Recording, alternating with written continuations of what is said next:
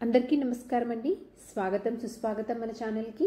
ఈ వీడియోలో 2025 సంవత్సరంలో రాఖీ పండగ ఎప్పుడు ఏ రోజున వచ్చింది, పౌర్ణమి తిథి గడియలు ఎప్పటి నుంచి ప్రారంభమై ఎప్పటితో ముగుస్తున్నాయి, ఏ సమయంలో రాఖీ కట్టుకోవాలి, ఈ సంవత్సరము రాఖీ పండగ భద్రముహూర్తంలో వచ్చిందా, భద్రకాల సమయంలో రాఖీ కట్టవచ్చా, రాఖీ కట్టేటప్పుడు తప్పకుండా చదవలసినటువంటి శ్లోకం ఏమిటి, పీరియడ్ సమయంలో రాఖీ కట్టవచ్చా, ఇలాంటి మరెన్నో ఆసక్తికరమైన విషయాలు అన్నింటి గురించి క్షుణ్ణంగా ఇప్పుడు ఈ వీడియోలో తెలియచేయబోతున్నానండి.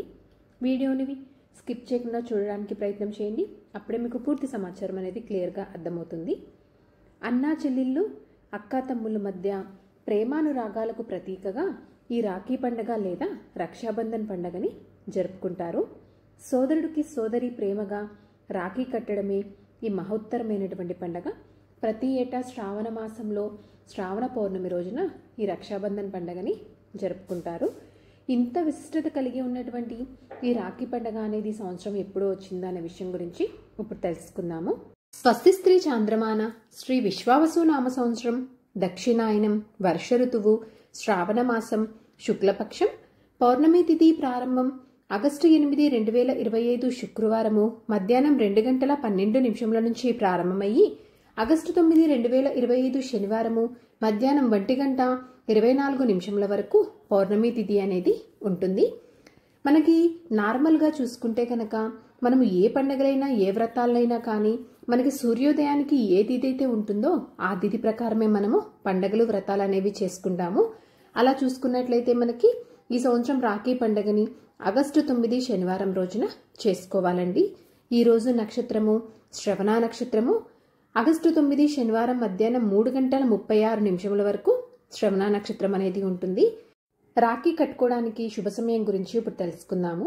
ఎప్పుడైనా రాఖీ పౌర్ణమి రోజున సోదరుడికి రాఖీ కట్టేటప్పుడు ఆ రోజున భద్రకాల ముహూర్తం అనేది ఉందా, ఉంటే ఏ సమయం నుంచి ఏ సమయం వరకు ఉంది అనే విషయం గురించి తెలుసుకొని మనము సోదరుడికి రాఖీ అనేది కట్టాలండి.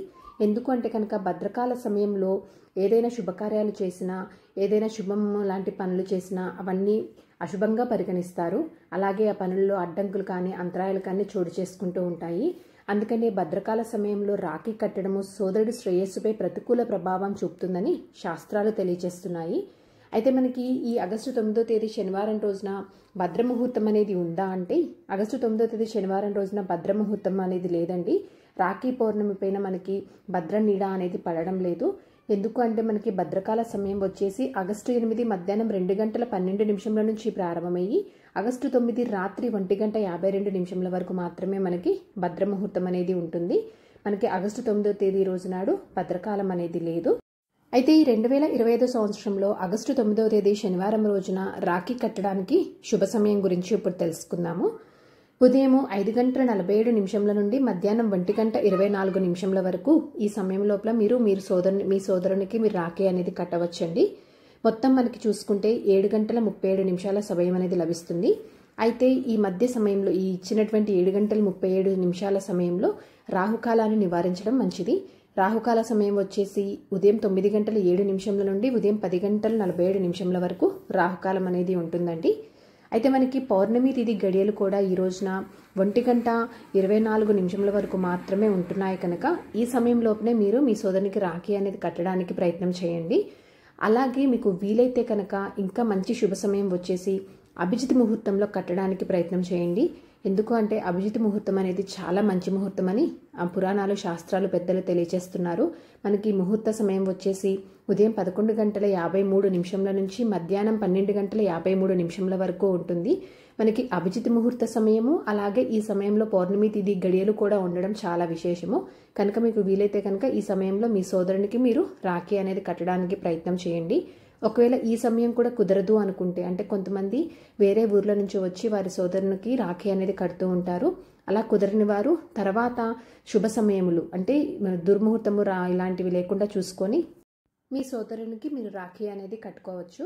అయితే తప్పకుండా రాఖీ కట్టేటప్పుడు ఇక్కడ ఈ డిస్ప్లేలో ఇస్తున్నటువంటి ఈ శ్లోకంని చదువుకుంటూ మీ సోదరునికి మీరు రాఖీ అనేది కట్టడం మంచిదండి. ఇక్కడ నేను డిస్ప్లేలో ఇస్తున్నానండి ఈ శ్లోకం అనేది. పీరియడ్ సమయంలో రాఖీని కట్టవచ్చా అంటే ఎట్టి పరిస్థితుల్లోనూ పీరియడ్ సమయంలో రాఖీ అనేది కట్టకూడదండి. సో ఇదండి 2025 సంవత్సరము రాఖీ పండుగకి సంబంధించినటువంటి సమాచారము. నా వీడియోస్ కనుక మీకు నచ్చినట్లయితే ఒక లైక్ అనేది ఇచ్చి ఒక సపోర్ట్ అందిస్తారని ఆశిస్తున్నాను. ఇంకొక మంచి కంటెంట్ తోటి ఇంకొక యూస్ఫుల్ వీడియో ద్వారా మిమ్మల్ని మళ్ళీ కలుస్తానండి. మీకు ఏమైనా సందేహాలు ఉంటే కనుక కామెంట్ రూపంలో తెలియచేయండి. మీ సందేహాలకి సమాధానం అనేది ఇస్తాను నేను. ధన్యవాదములు. సర్వేజన సుఖినో భవ.